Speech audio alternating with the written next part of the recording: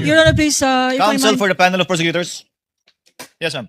if I may, Your Honor, as can be seen, the examination of the documents took more than 3 minutes, just to attest that these documents are voluminous. And in connection therewith, Your Honor, since counsel has not agreed to a stipulation of all 845 documents, we call to rescue Section 130 of Rule 130, Section 3, Your Honor, C. And for the record, if we may be allowed to read, Your Honor. This rule on documentary evidence is the exception to the original document rule, which requires that all documents must be presented. But in this particular section, Rule 130, Section 3C, it says, Your Honors, that when the original consists of numerous accounts, and that is what we are seeing today, and other documents which cannot be examined in court without great loss of time, and the fact sought to be established from them is only the general result of the same. I think, Your Honor, this is applicable, especially if we likewise see Section 7, which is summaries of the same rule, Your Honor. In Section 7, entitled Summaries, when the contents of documents, records, photographs, or numerous accounts are voluminous, as can be seen, 3 boxes and several folders, and the fact sought to be established is only the general result of the whole, the contents of such evidence may be presented in the form of a chart, a summary, or calculation. Your Honor, please, I think under this Rule 130, Section 3C, in conjunction with Section 7 relating to voluminous records and summaries, Your Honor, we will be, as we had earlier, marked a tabulation, which is the summary of all 845 acknowledgement receipts, Your Honor, all of which are intended to just prove one thing, Your Honor, to prove that certain amounts are covered by acknowledgement receipts, which were submitted by way of liquidation for confidential funds, and the purpose for which they were spent or discharged or withdrawn are not in compliance with Joint Circular 2015, Your Honor. That is the result intended from this 845 documents, which we will no longer individually present.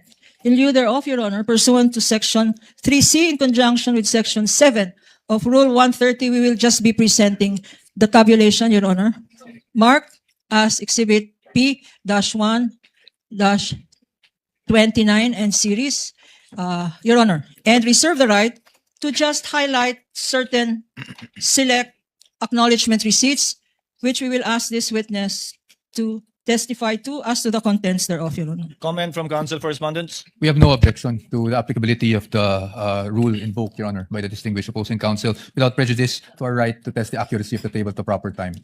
And to individually question its authenticity during cross or Yes. during its presentation, and to be given copies as well, should you so desire. Correct, subject to cross, Your Honor. Counsel may proceed in accordance with Rule 130, Section 3C in relation to Section 7, in relation to, given that the documents are indeed voluminous.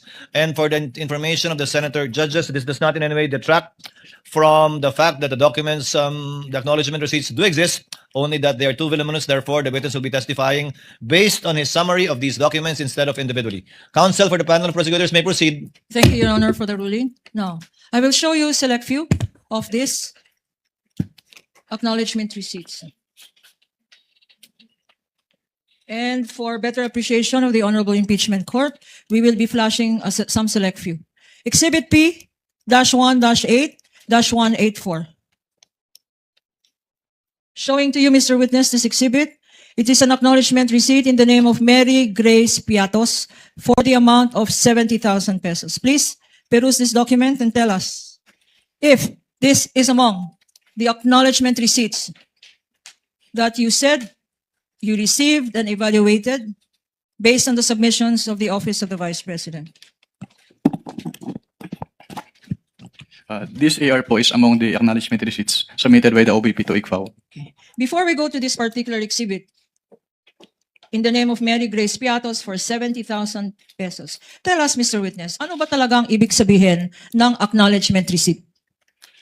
Well, kapag sinabing acknowledgement, actually wala siyang provision dun sa joint circular, pero ito kasi ay parang proof of na-receive noong payee yung binayad sa kanya. So acknowledgement receipt, as the name suggests, acknowledges na na-receive. Na-receive niya yung payment from the payor po. So ina-acknowledge ng isang Mary Grace Piatos na tumanggap siya ng magkano? Based from this acknowledgement receipt po, tumanggap po si Mary Grace Piatos ng 70,000 pesos for the payment of rewards, close and open parenthesis, medicines. Ano, bakit dalawa to? Payment of rewards tsaka medicines. Ano ibig sabihin? Ang binayad sa kanya na reward ay gamot? Hindi ko po ma-determine based on this document alone po, kaya po kami nagpapasubmit ng additional documents. And also, since it is payment of rewards po, hindi rin po enough lang na acknowledgement receipts. Kailangan din pong makomply yung provision noong joint circular as to the payment of rewards. Okay.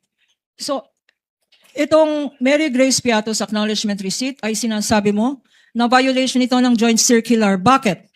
Dahil hindi po ito properly supported by document evidencing success po, which is required under 4.8.5 of the joint circular 2015-01. Okay.